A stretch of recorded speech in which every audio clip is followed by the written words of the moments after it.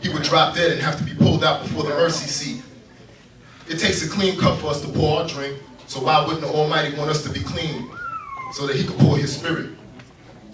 Obedience is much better than sacrifice. This is what separates the men from boys, the women from girls, blessings from curses, life from death, the heavenly kingdom from the deepest, darkest depths of hell, the decision to walk in the fullest potential of righteousness. And part of this walk is to wait patiently for true love. Well, why wait? For the true love of Christ awaits us right now, and he loves us far more than we can ever fathom. See, what is love with anyone without the truth being involved?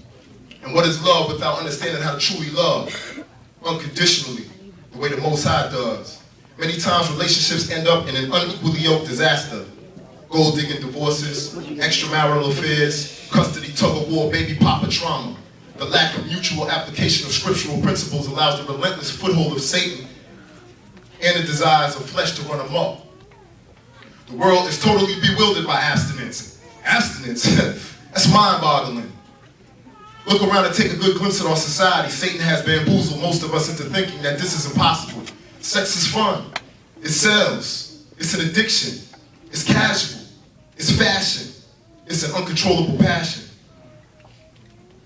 But deep down in the heart of us, we all know that sex in its improper place can have you shriveled up, looking in the mirror at a skin-coated skull. Ask some of the nurses and doctors sitting in here right now. Have your private parts scabbed up looking like cauliflower or Star Crunch. Oh. This is all year to soar, but we don't need them kind of sores.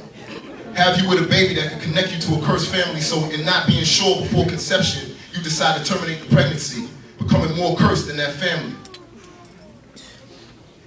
It could have you stretched out and stressed out in a dark room, dying from just the thought of not being able to bring back time so you could have a second chance to do what you should have done today.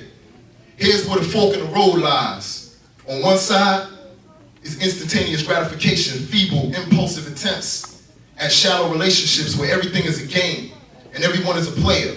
He or she who shatters the most hearts with no remorse get the most points on their bedpost. Don't hate the player, hate the game. Old tired cliche, they still think it's cool. Sounds good, yeah, on the outside. But what they don't tell you is that they're frozen and empty on the inside. On the other side, there are no players. Because life is not viewed as a game.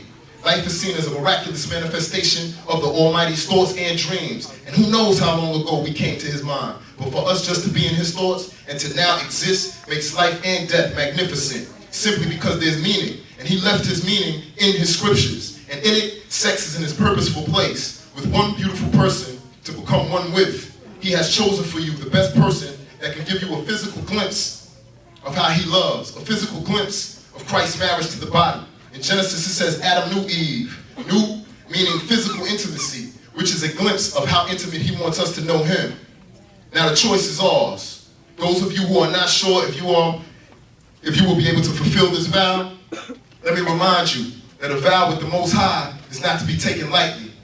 But you know what? Not being sure has not stopped any of you. It is the realization and the step taken that is faith power. And you are allowing Yahweh, the Creator, to show you that all things are possible through Christ. Yes, even abstinence. And yes, even purity.